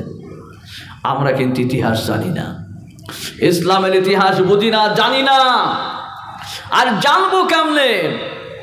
আমরা পাশ্চাত্য দেশের মানুষের যে নীতিগুলো আমরা নিজেদের মধ্যে নিয়ে এসেছি, আমরা কেমন করে তা পাইব? আমি অবাক হয়ে যাই। যদিও আপনাদের দিকে নাই। আমি মুর্শিদাবাদের একটা জলসায় যাচ্ছি, যেতে যেতে দেখলাম ট্রেনে দুইটা পুলিশ কর্মী, দুইজনাই মুসলমান। মনটা বড় খুশি হলো। খুশি হবে কি না? দুইজন পুলিশ কর্মী মুসলমান, মনটা বড় খুশি হলাম। তারপরে এই দুইজনের মধ্য হতে একজন ব্যক্তি নেমে যাবেন, আর একজন তারপরে স্টেশনে নামবেন। আমি বলি দেখি দুই বন্ধু, তো একটা বন্ধু আর একটা বন্ধুর কাছ থেকে বিদায় নিবে, তো বন্ধুকে কি গিফট দেয় দেখি। আমি বসে বসে দেখছি। আমি দেখলাম ব্যাগের চেনটা খুলে, মুসলমান যুবক তোমরা অবাক হবে, ব্যাগের মধ্যে হতে 4-5টা মদের বোতল নিয়ে বন্ধুকে গিফট দিয়েছে। এই হচ্ছে আমাদের মুসলিম সমাজ। আমরা কোন জায়গায় দাঁড়িয়ে গেছি? এরা দুজন মুসলমান যুবক, একজন মুসলমান যুবক আর একজন মুসলমান যুবককে গিফট দিচ্ছে, হাদিয়া দিচ্ছে মদের বোতল দিয়া। আমরা ইসলামের ইতিহাস জানবো কেমনে? কিভাবে জানবো আমার ভাইরা? সুতরাং 3 বার যে সিগন্যাল দিতে হয় বাড়িতে গিয়া, এটা আমরা বিশ্বনবীর কাছ থেকে শিখেছি। কার কাছ থেকে? এ কথা বলেন, কার কাছ থেকে? নবীজির কাছ থেকে। আল্লাহর নবী ইহুদির বাড়িতে গিয়ে 3 বার সালাম জানিয়েছিলেন। নবীজি যখন ফিরে আসবেন, আবার ইহুদি বাড়ি থেকে বার হইয়া আল্লাহর নবীর সঙ্গে বেয়াদবি করেছে। হযরত আবু বকর লজ্জিত হয়ে গেল, হযরত ওমর ফারুক রাদিয়াল্লাহু আনহু তিনিও লজ্জিত হয়ে গেলেন। তলোয়ারটা খাম থেকে বার করেন, আবার খামের মধ্যে দেন। একটা বার যদি আল্লাহর নবী অনুমতি দিতেন, আমি ইহুদিকে জনমের মতন বিদায় দিয়ে দিতাম। হযরত ওমর খুব রাগে ছিলেন। যে রাস্তা দিয়ে যেতেন সেই রাস্তা দিয়ে শয়তানও যেত না। হযরত ওমর বারবার তলোয়ারটা খাম থেকে বার করে আবার খামের মধ্যে দিয়ে দেন। নবীজির দিকে বারবার করে তাকিয়ে আছেন যে একটা বার যদি হুজুর অনুমতি দেন, ইহুদিকে জলমের মতো শেষ করে দেব। কিন্তু নবীজি তো কিছুই বলেন না। হযরত ওমরকে এবং আবু বকরকে সঙ্গে করে নিয়ে আল্লাহর নবী বাড়িতে রওনা দিলেন। বাড়িতে যখন চলে এলেন, আমার ভাইরা, আবার 3য় দিনে ইহুদি পত্র লিখে তার ছোট্ট ছেলের কাছে দিয়ে বলে, যাও বাবা, মুহাম্মদের কাছে পত্রটি দিয়ে দিবে। সেটাই লেখা ছিল যেটা পূর্বেই লেখা ছিল। ছোট্ট ছেলেটি পত্র নিয়ে আল্লাহ নবীর হাতে দিয়ে দিয়েছে। নবীজি পড়ে দেখলেন সেটাই লেখা আছে যেটা পূর্বে লেখা ছিল। আল্লাহ নবী দাওয়াত কবুল করে দিলেন। হযরত আবু বকর বললেন, ইয়া রাসূলুল্লাহ, হুজুর ইহুদির বাড়িতে দাওয়াতে যাওয়ার ব্যাপারে আপনি আমারে ক্ষমা করে দেন। আমি ইহুদির বাড়ি দাওয়াতে যাব না, আপনি আমারে মাফ করুন। হযরত ওমর বললেন, হুজুর ইহুদির বাড়ি দাওয়াতে আমি যাব না, আপনি আমারে ক্ষমা করুন। আর যেতে যদি হয় তাহলে এবার আপনার অনুমতি দিতে হবে, আমি ইহুদিকে জনমের মতো বিদায় দিব। নবীজি কিছু না বলে হযরত আবু বকর এবং হযরত ওমরকে বুঝিয়ে সঙ্গে করে নিয়ে আবার ইহুদির বাড়িতে রওনা দিলেন। ইহুদির বাড়িতে গিয়ে আল্লাহর নবী একবার সালাম জানালেন, আসসালামু আলাইকুম ইয়া আহলাল বাইত। ইহুদির সঙ্গে সঙ্গে ঘর থেকে বার হয়ে আল্লাহর নবীকে জড়িয়ে নিয়েছে। হযরত আবু বকর এবং হযরত ওমরকেও জড়িয়ে নিয়েছে। ইহুদি আপ্যায়নকালে আল্লাহর নবীর দিকে তাকিয়ে বলে, ইয়া রাসূলুল্লাহ, ইয়া হাবিবাল্লাহ, হুজুর আমি আপনার সঙ্গে বেয়াদবি করেছি, আপনার সঙ্গে অন্যায় করেছি, বড় দোষ করেছি, আমি আপনার সঙ্গে বেয়াদবি করেছি, আপনি আমার ক্ষমা করে দেন। আমি জানি যখন আপনার সঙ্গে বেয়াদবি করতেছিলাম, আপনার একজন সাথী হযরত আবু বকর তিনি লজ্জিত হয়েছিলেন। আপনার আরেকজন সাথী হযরতে ওমর, তিনি তলোয়ারটা খাম থেকে বার করতেছিলেন আর খামের মধ্যে দিতেছিলেন। আমি দেখে বুঝতে পেরেছিলাম আপনি যদি একটাবার অনুমতি দিতেন তাহলে নিশ্চয়ই আমাকে জনমের মতো বিদায় দিয়ে দিত।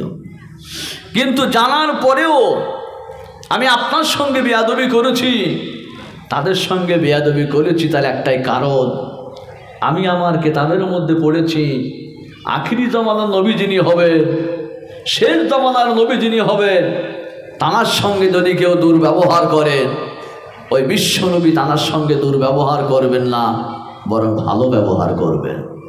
জোরে বলবেন না সুবহানাল্লাহ। আমার বিশ্বাস হয়ে গেছে, আজকে আমার ইয়াকিন হয়ে গেছে আপনি বিশ্ব নবী, ইহাতে কোনো সন্দেহ নাই। আপনি আমার কলেমাটা পড়িয়ে দেন, আল্লাহ নবী ইসলামের কলেমা লা ইলাহা ইল্লাল্লাহু মুহাম্মাদুর রাসূলুল্লাহ, এই কলেমাটা ইহুদিকে পড়িয়ে দিলেন। ইহুদি যখন কলেমা পড়তেছিল, ইহুদির যে ছেলে ছিল, এই ছোট্ট ছেলে যে পত্র নিয়ে গিয়েছিল, ওই ছোট্ট ছেলেটি এসে বাপের কাছে এসে বলে, আব্বা, এই মানুষটার কাছ থেকে আপনি কি জিনিস পড়তেছেন আমাকেও একটু বলেন। কারণ হচ্ছে আমি যখন সর্বপ্রথমে এই মানুষটার কাছে গিয়েছিলাম, আমার মতো ছোট্ট বাচ্চারে দেখে এই মানুষটি আদবের সঙ্গে বসে গিয়েছিল। আমার তখনই ইয়াকিন হয়ে গেছে, আমার বিশ্বাস হয়ে গিয়েছিল যে এই মানুষটি কোনো সাধারণ মানুষ নয়, বরং নিশ্চয়ই কোনো মহামানব হবে। যখন আপনি পড়ে নিয়েছেন আমাকেও একটু পড়িয়ে দেন। আল্লাহ নবী বাপ এবং বেটা দুইজনকে ইসলামের কলেমা লা ইলাহা ইল্লাল্লাহু মুহাম্মাদুর রাসূলুল্লাহ হুজুর পড়িয়ে দিলেন। আমার ভাইয়েরা, সুতরাং নবীজির যদি ব্যবহারের দিকে লক্ষ্য করা যায়, শুধু নবকলা মাদ্রাসা নয়, কলকাতার জমিন নয়, দিল্লির পার্লামেন্টেও নয়, বরং বিশ্ব পার্লামেন্টেও দাঁড়িয়ে আমরা বলতে পারবো তিনি বিশ্ব নবী, ইহাতে কোনো সন্দেহ নাই। বুঝেছেন ভাই? কয়টা কথা বললাম? দুইটা। বলবো বলেছিলাম চারটি। নবীজির জ্ঞান সম্পর্কে বললাম, তাঁর ব্যবহার সম্পর্কে বললাম, তাঁর চরিত্র সম্পর্কে জানতে হবে। আল্লাহ পাক নবীজির চরিত্রটা কেমন দিয়েছিলেন, চরিত্র সম্পর্কে কি বলবো? কোরআনের মধ্যে আল্লাহ পাক বলেন, ওয়া ইন্নাকা লাআলা খুলুকিন আযীম। হে নবী, আপনি উত্তম চরিত্রের অধিকারী। কোরআন যদি কোনো মানুষের কারোর ব্যাপারে স্যাম্পল লাগায় দেন কোরআনে আল্লাহ, সেই মানুষের চরিত্র নিয়ে আমি আপনি কি আলোচনা করতে পারি? তবে এতটুকু জানা যাক, কোনো মানুষের চরিত্র সম্পর্কে দূরের কোনো মানুষ সে কি আন্দাজ করতে পারবে? কথা বলে পারবে না। আমি আব্দুল মোমিন যে কথাগুলো আপনাদের কাছে বলছি, আমি কেমন ধরনের মানুষ আপনারা কি আমার চরিত্র সম্পর্কে জানেন? জানবেন না। আপনি দেখে মনে করবেন খুব ভালো মানুষ মনে হয়, আবার আপনাদের চরিত্রটা কেমন আমি যা দেখছি, এই দেখার মাধ্যমে কিন্তু আমি বুঝতে পারবো না যে আপনাদের চরিত্রটা কেমন। তবে চরিত্র সম্পর্কে পৃথিবীতে সবচাইতে বেশি রিপোর্ট যে মানুষটা দিতে পারবে, সে হচ্ছে পুরুষের জন্য তার বিবি, আর বিবির জন্য তার স্বামী। আমি জানবো যে আমার বিবির চরিত্রটা কেমন, আবার আমার বিবি যে সেও জানবে যে আমার চরিত্রটা কেমন। এই সম্পর্কে বেশি তারাই বলতে পারবে। কথাটা ঠিক কিনা ভাই? আম্মা জান হযরত আয়েশা সিদ্দিকার কাছে নবীজির চরিত্র সম্পর্কে যদি জিজ্ঞাসা করা হতো, তিনি বলতেন নবীজির চরিত্র হচ্ছে কোরআনুল কারীম।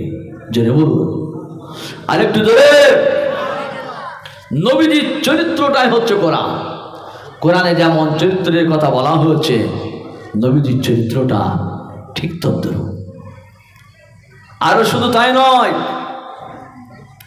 চরিত্র সম্পর্কে বিবিরাই সবচাইতে ভালো জানে। একজন বিবি, একজন নারী, সে তার স্বামীর জন্য জীবন দিতে পারে, মাল দিতে পারে, ভালোবাসা দিতে পারে, অর্থ দিতে পারে, কিন্তু কখনো কোনো নারী তার স্বামীর জন্য ঈমান বিক্রি করতে পারে না। পারে? ঈমান বিক্রি করতে পারে না। নবীজি সওর গুহাতে, হেরা গুহাতে, আমার ভাইয়েরা হেরা গুহাতে বসে বসে আল্লাহ পাকের ইবাদত করতেন। নবীজি ইবাদত করতেন 1 সপ্তাহ, 2 সপ্তাহ, 1 দিন, 2 দিন, 5 দিন। নবীজির জন্য খাদ্য নিয়ে যেতেন হযরতে খাদিজাতুল কুবরা রাদিয়াল্লাহু তাআলা আনহা। হযরতে খাদিজা একদিন নবীজির জন্য খাদ্য নিয়ে যাইবেন। হযরতে জিবরিল আমিন নবীজির কাছ থেকে খানপাড়া সাদিয়া নামে একটি ছোট্ট বাচ্চা হারিয়ে গিয়েছে। যদি কোথাও কেউ পেয়ে থাকেন, অভ্যর্থনা অফিসের সামনে নিয়ে এসে একটু পৌঁছে দেবেন।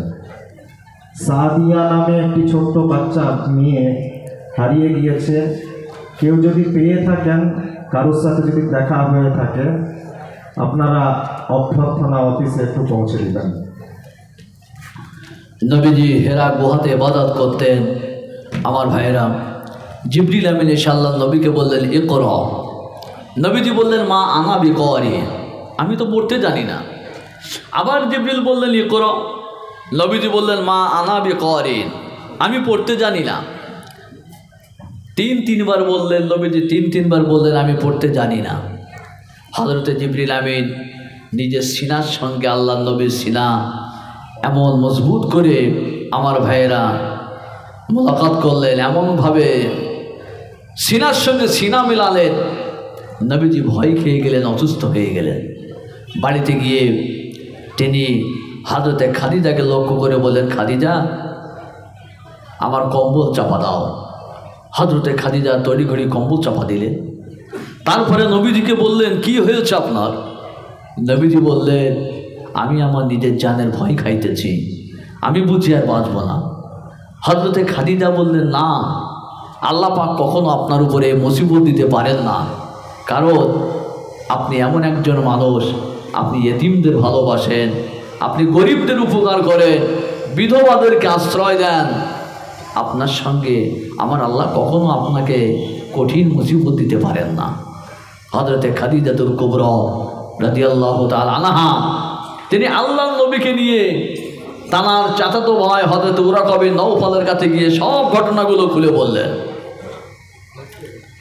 উরাকা বিন নওফল শুনে বললেন আপনার উপরে আল্লাহ রাব্বুল আলামিন সেই জিনিস পাঠিয়েছেন যে জিনিসটা তিনি তানার নবী হযরতে মূসা আলাইহিস সালাতু ওয়াস সালামের উপরে অবতীর্ণ করেছিলেন। তার মানে আল্লাহ আপনার উপরে ওহী অবতীর্ণ করেছেন। হযরতে মূসা নবীর উপরে যেমন আল্লাহ ওহী অবতীর্ণ করেছিলেন, আপনার উপরেও আল্লাহ ওহী অবতীর্ণ করেছেন, আপনি নবী, বিশ্ব নবী হবেন। হযরতে খাদিজা যখন তিনি জানতে পারলেন, হযরতে উরাকা বিন নওফল যখন তিনি বিশ্ব নবীর হবার ব্যাপারে সুসংবাদ জানাই দিলেন, হযরতে খাদিজা বিন্দু মাত্র দেরি করলেন না, তিনি পড়ে নিলেন লা ইলাহা ইল্লাল্লাহ মুহাম্মাদুর রাসূলুল্লাহ। তার কারণ খাদিজা জানতেন যে আমার স্বামী তিনি এমন একজন মানুষ, তানার আখলাক, তানার চরিত্র এমন যে নিশ্চয়ই তিনি নবী হওয়ার যোগ্য, এই জন্য তিনি বিশ্বাস করেছেন। আমরা যদি আমাদের বিবিদেরকে বলি যে দেখো আমি পীর হয়ে গেছে, আমাদের বিবিরা কখনো বিশ্বাস করবে না, কারণ তারা জানে যে আমার স্বামী রাত হলে কোথায় যায়, এই জন্য তারা আমাদেরকে বিশ্বাস করবে না। কিন্তু খাদিজার সামনে যখন উরাকা বিন নওফল বললেন যে ইনি বিশ্বনবী হতে চলেছেন, তার মানে আল্লাহর নবী হবেন, খাদিজা বিন্দুমাত্র দেরি করলেন না, সঙ্গে সঙ্গে কবুল করে নিলেন যে নিশ্চয়ই তিনি নবী হওয়ার যোগ্য। জোরে বলুন না সুবহানাল্লাহ, আর একটু জোরে বলুন সুবহানাল্লাহ। তাহলে নবীজির চরিত্রের দিকেও যদি যায়, আমরা লক্ষ্য করি শুধু নবখোলায় বসে নয়, কলকাতার জমিনে নয়, দিল্লির পার্লামেন্টেও নয়, বিশ্ব পার্লামেন্টেও দাঁড়িয়ে আমরা বলবো তিনি বিশ্বনবী, ইহাতে কোনো সন্দেহ নাই। চতুর্থ নম্বর যেটা বলবো বলেছিলাম, সেটা ছিল নবীজির মুজিজা। কয়টা মুজিজা তার বলবো। আমার ভাইয়েরা, কাফেরেরা, ইহুদিরা, কাফেরেরা হাতের ভিতরে পাথর নিয়ে নবীকে বলে, মোহাম্মদ হাতে কি আছে যদি বলতে পারো ঈমান নিয়ে আসবো। নবীজি কি বলবে? হাতের ভিতরে যে পাথর আছে সেই পড়ে দিচ্ছে লা ইলাহা ইল্লাল্লাহু মুহাম্মাদুর রাসূলুল্লাহ। আমার ভাইয়েরা, নবীজির কাছে হযরতে জাবির রাদিয়াল্লাহু তাআলা আনহু এসে বলেন, হুজুর আমার আব্বা দুনিয়া থেকে বিদায় নিয়েছেন, শাহাদাত বরণ করেছেন, আমি খুব ঋণী হয়ে গেছি, আমি ঋণগ্রস্ত। তা আমার আব্বা এমন কিছু সম্পদ রেখে যায় নাই যে আমি সেই সম্পদগুলো নিয়ে ঋণ শোধ করব। আল্লাহ নবী বললেন, জাবির কি আছে, তোমার আব্বা কি রেখে গেছে? হযরতে জাবির বলছেন, হুজুর আমার আব্বা কয়েকটি খেজুর গাছ রেখে গেছে। নবীজি বললেন, খেজুরগুলো কতটা হবে? হযরতে জাবির বলছেন, হুজুর খেজুরগুলো যদি একত্রিত করা হয়, তো একত্রিত করবার পরে যদি ঋণীদেরকে আমি ডাকি মোটেই পরিশোধ হবে না। তার মানে 10 জন যদি ঋণ হয়, তো 10 জনকে যদি ডাকা হয়, একজনের ঋণও শোধ হবে না। এত কম খেজুর আছে, আমি কেমনে ঋণগুলো শোধ করব? নবীজি বললেন, যাবি, যাও, চলে যাও, গাছ থেকে খেজুরগুলো পেড়ে আনো। খেজুরগুলো পেড়ে নিয়ে আসা হলো, একটা জায়গায় ঢিবি করা হলো। হযরতে জাবির বলছেন যে আমি অবাক হয়ে গেলাম যে আল্লাহর নবী আমারে কেন ঢিবি করতে বললেন। আমি তো বুঝতেই পারছি না, এই অল্প খেজুর যদি পাওনাদারদেরকে আমি দিই তো 10-এর মধ্যে একজনেরও হবে না। কিন্তু নবীজি যখন বললেন, কথা তো শোনা লাগে, খেজুরগুলো এক জায়গায় ঢিবি করলাম।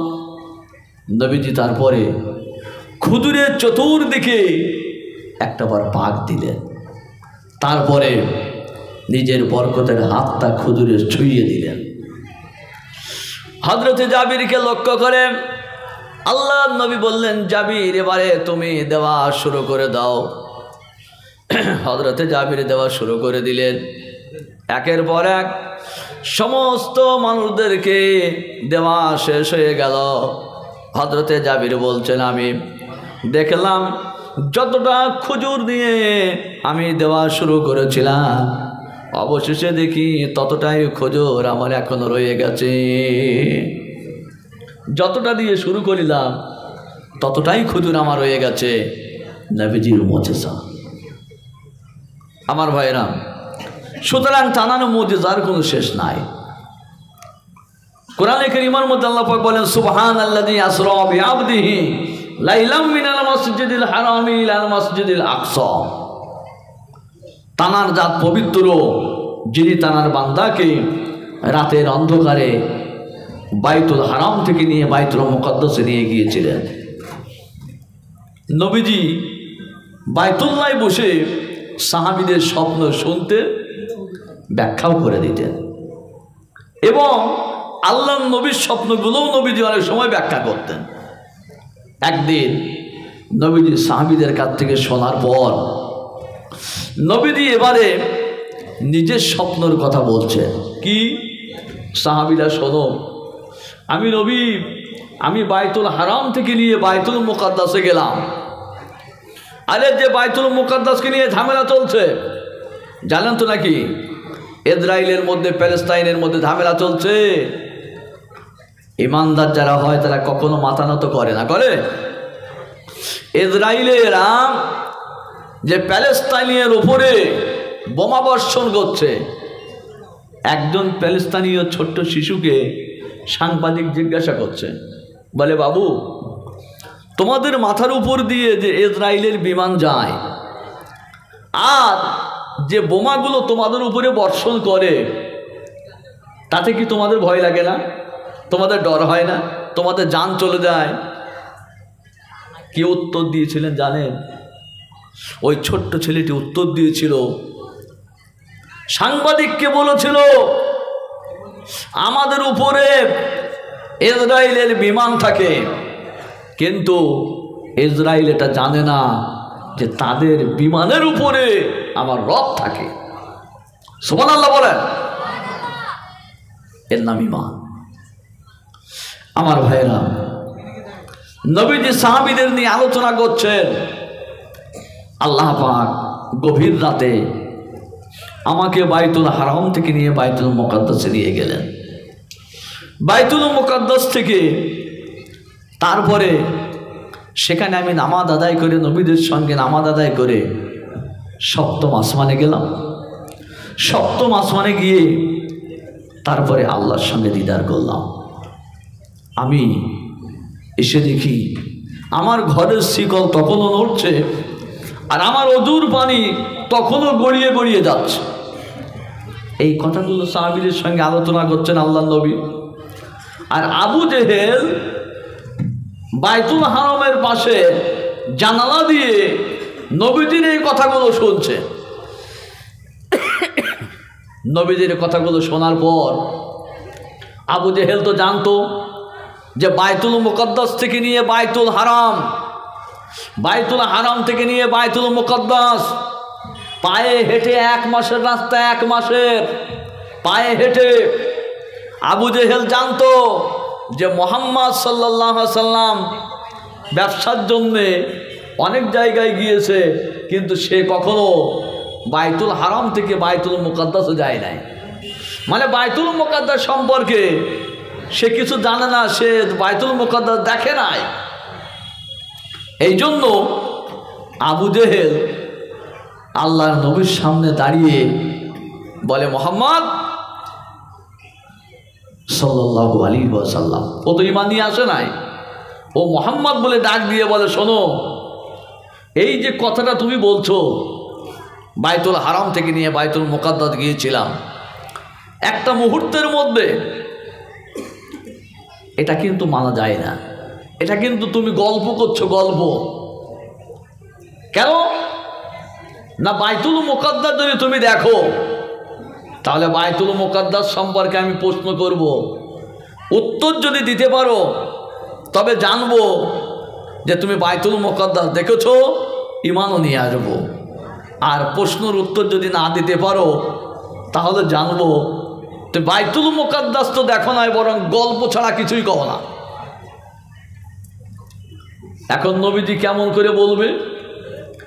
কি প্রশ্ন করবে আবু জেহেল? নবীজি বললেন, কও কি প্রশ্ন, কও। এবারে আবু জেহেল বলল, বলো বাইতুল মুকাদ্দাসের জানালা কয়টা? প্রশ্নগুলো দেখেন, বাইতুল মুকাদ্দাসের জানালা কয়টা? বাইতুল মুকাদ্দাসের দরওয়াজা কয়টা? বাইতুল মুকাদ্দাসের ভিতরের দৃশ্য কেমন? বাইতুল মুকাদ্দাসের বহিরাগত দৃশ্য কেমন? কথা বুঝতে অসুবিধা হচ্ছে? হয়তো গলা নাই, খারাপ হয়ে গেছে ভাই, অসুস্থ, বুঝতে অসুবিধা হচ্ছে না তো? নবীজিকে এই প্রশ্ন যখন করা হলো, আল্লাহ নবী উত্তর কেমনে দিবে? নবীজি রাতের অন্ধকারে আল্লাহর হুকুমে বাইতুল হারাম থেকে নিয়ে বাইতুল মুকাদ্দাসে গিয়ে নামাজ আদায় করে সপ্তম আসমানে গিয়া সিদরাতুল মুনতাহায় গিয়ে আল্লাহর সঙ্গে দিদার করেছেন। তারপরে কিন্তু বাইতুল মুকাদ্দাসের দরওয়াজা কটা, জানালা কটা, এটা তো নবীজি গোনেন নাই, গুনেছেন। আরও পরিষ্কার হবে একটা উদাহরণ দিয়ে আপনাদের কাছে।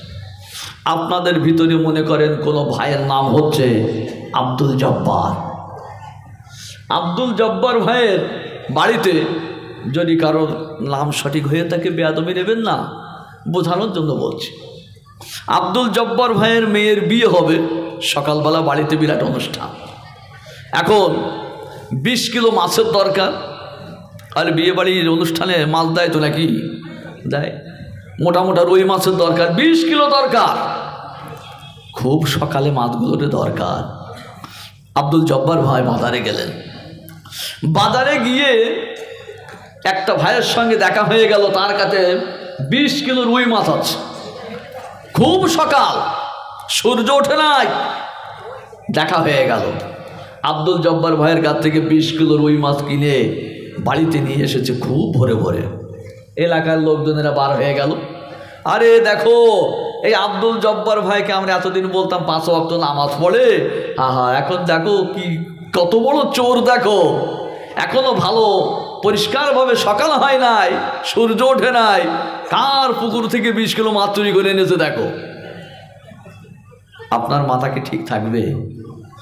কেন? তার বাড়ি অনুষ্ঠান, তার বাড়ি বিয়ে, এখন তার দরকার মাছ, সে দ্রুত মাছ কিনে বাড়ি এসেছে, তার বলতেছে চোর। এখন আব্দুল জব্বার ভাই বলছে দেখো আমি চোর না, আমি কিনেই নিয়ে এসেছি। এলাকার মোড়ল মাতব্বর মেম্বার এরা সব এক জায়গায় হয়েছে। এখন তো আবার গ্রামে গ্রামে ক্লাবও হয়েছে, আর এক যন্ত্রণা। ক্লাব হয়েছে আর এক যন্ত্রণা। ক্লাবের লোকেরা জড়ো হয়ে বলছে শোনো আব্দুল জব্বার ভাই, শোনো তোমার কথা বিশ্বাস করব, তবে তোমার একটা প্রশ্ন করবো। বলে কি? বলে তুমি যে বাজারে গিয়েছিলে, আপনাদের এলাকার বাজারের নাম কি ভাই? চন্দনা কোনা, তাই তো? চন্দ্রকোনা রোড আপনাদের মার্কেট। তা আব্দুল জব্বার ভাইকে বলছে দেখো এই চন্দ্রকোনা রোডের যে মার্কেট আছে, ওই মার্কেটে যে সকালবেলায় মাছ কিনতে গিয়েছিলে, তো ওই বাজারে কটা দোকান খোলা ছিল আর কটা দোকান বন্ধ ছিল? যদি বলতে পারো তাহলে বুঝবো যে মাছ তুমি কিনে এনেছো, আল্লাহ তো জানবো তুমি চোর। ও বলে আল্লাহ, আবার এক মুসিবত, আবার এক মুসিবত। আমি গেলাম আমার মেয়ের বিয়ে মাছ কিনবো, আর বাজারে গেলাম, তো বাজারে যাইবার পর লোকের দোকান কটা খোলা আর কটা বন্ধ, আমি রে ওই বুঝবো? আমি কি গুনে গুনে তাই বেড়াবো? তো লোক তো আমার পাগল কবে। যাই হোক, সে কি কখনো বলতে পারবে? উত্তর দেবেন? বলতে পারবে না, কারণ দরকার ছিল তার মাছের। সে মাছ নিয়ে চলে এসেছে, দোকান কেন সে ঘুমতে যাবে? আল্লাহর নবী সিদরাতুল মুনতাহার পরে আল্লাহর সঙ্গে করবেন সাক্ষাৎ, করবে সাক্ষাৎ। নবীজির উদ্দেশ্য আল্লাহর সাথে সাক্ষাৎ, আল্লাহর কাছ থেকে হাদিয়া তোহফা আনবে। কিন্তু নবীজি বাইতুল মুকাদ্দাসে গিয়ে বাইতুল মুকাদ্দাসের দরজা কটা, জানালা কটা, এইটা কি বসে বসে নবী গলবেন? গলবেন? নবীজির উদ্দেশ্য তো ওটা না। নবীজির উদ্দেশ্য আল্লাহর সঙ্গে দিদার করবেন, আল্লাহর কাছ থেকে 5 ওয়াক্ত নামাজ নিয়ে আসবেন, রোজা নিয়ে আসবেন, আমাদের জন্য হাদিয়া আনবেন, তাই না? এটাই নবীর উদ্দেশ্য। তা নবীজি কেন সেখানে গিয়ে দরজা জানালা গলবে, কি রং আছে সেটা গলবে? এটা তো উদ্দেশ্য না। তবে আবু জেহেল যখন প্রশ্ন করেছে, তখন আল্লাহ নবীকে অপমান হবে। সাহাবীরা অবাক হয়ে আছেন মসজিদে বসে। আল্লাহ নবী উত্তরটা কি দেবেন? কি উত্তর দেবেন নবীজি?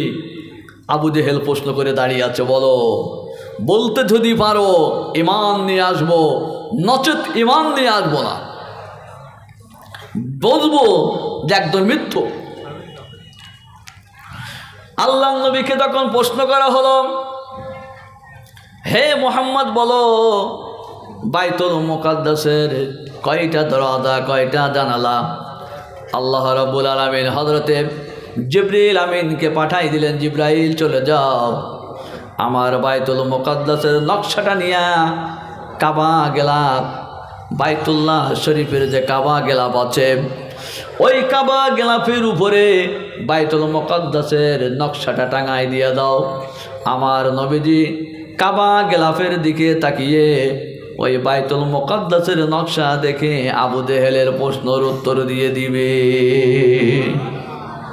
যাও বাইতুল হারামের যে কালো গেলাপ আছে না, আছে তো, আল্লাহ পাক ঘোষণা দিলেন, জিবরাইল বাইতুল মুকাদ্দাসের নকশাটা নিয়া ওই কালো গেলাপে টাঙাই দাও।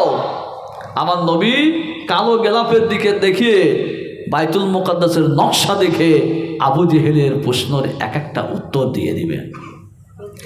এবারে নবীজি যখন উত্তর দিয়ে দিলেন, বাইতুল মুকাদ্দাসের এই কটা দরজা, এই কটা জানালা, ভিতরের দৃশ্যটা এইরকম, বহিরাগত দৃশ্যটা এইরকম। আবু জেহেল বলে, বহু মানুষ এমন আছে যারা বাইতুল মুকাদ্দাস চোখে দেখে নাই, তবুও তার নকশা বলে দিতে পারে। কত বড় শয়তান, কত বড় শয়তান! ফেরাউনকে যদি চোখে দেখে তা আপনার মন সাক্ষ্য দেবে সত্যি শয়তান যারা হয় তাদের চেহারা এইরকমই হয়। আগেই বলেছিল ইমান নিয়ে আসবো, সঙ্গে সঙ্গে ঘুরে দাঁড়িয়েছে ইমান নিয়ে আসবো না। বলছে বহু মানুষ এমন আছে যারা বাইতুল মুকাদ্দাস দেখে না, তবে নকশা বলে দিতে পারে। আপনিও তাদের মধ্যে একজন হবেন। এবারে সেখান থেকে চলে গেল, দেখা হয়ে গেল হযরতে আবু বকরের সঙ্গে। হযরতে আবু বকরকে এইবার বলবো 20 মিনিট। আবু বকরের সঙ্গে দেখা হয়ে গেল। হযরতে আবু বকরকে লক্ষ্য করে বলে, আবু বকর শোনো, কোনো মানুষ যদি বলে যে আমি 1 মাসের রাস্তা একটা মুহূর্তের জন্য পেরিয়ে এসেছি, তার এই কথাটা মেনে নেওয়া যায়? আবু বকর বলে, না, কখনো মানা যায় না। আবু জেহেল বলতে, যাও গিয়ে দেখো। বলে আবু জেহেল যেই কয়েক পা গিয়েছে, হযরত আবু বকর ডাক দিলেন, এই আবুল হাকাম শোনো, এই আবুল হাকাম শোনো, এই কথাটা যদি আমার নবী বলে থাকেন তাহলে নবীর জন্য সত্য, আর পৃথিবীর যদি কোনো মানুষ বলে থাকেন তবে সেটা তাহারা মিথ্যা বলবে, এটা কখনো সম্ভব নয়।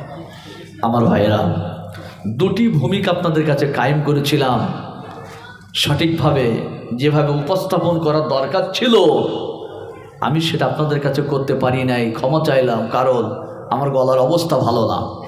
তবে সার কথা আপনাদেরকে বোঝাতে পেরেছি আল্লাহর পরিচয় সম্পর্কে আর রসুলের পরিচয় সম্পর্কে। আল্লাহর পরিচয় যদি নিতে হয় তবে তানার তানার সৃষ্টির জীবের দিকে লক্ষ্য করতে হবে, আর বিশ্ব নবীকে যদি চিনতে হয় নবীজির 4টি গুণের দিকে দেখতে হবে। যদি দেখতে যায় তাহলে আমরা নবকলার মাদ্রাসাতে বসে নয়, কলকাতার জমিনে নয়, দিল্লির পার্লামেন্টেও নয়, বিশ্ব পার্লামেন্টেও দাঁড়িয়ে আমরা বলবো তিনি মহান আল্লাহ এবং বিশ্বনবী নবী মুহাম্মদুর রাসূলুল্লাহ, ইহাতে কোনো সন্দেহ নাই, আমরা বলতে পারবো। তবে সেই নবীর মাদ্রাসাতে আমরা বসে আছি তো নাকি? মাদ্রাসা না ঈদগাহ ভাই? মাদ্রাসা আছে, আমরা সেই জায়গায় বসে আছি। আমার ভাইয়েরা, একটু লক্ষ্য করতে হবে, আমাদের কিছু কিছু জিনিস বুঝতে হবে। আমরা তো সবাই আলেম না, আমরা সবাই হাফিজে কোরআন না, তা তো না। দোয়া নিতে হবে আমাদের তাদের কাছ থেকে, পৃথিবীর শ্রেষ্ঠতম মানুষের কাছ থেকে।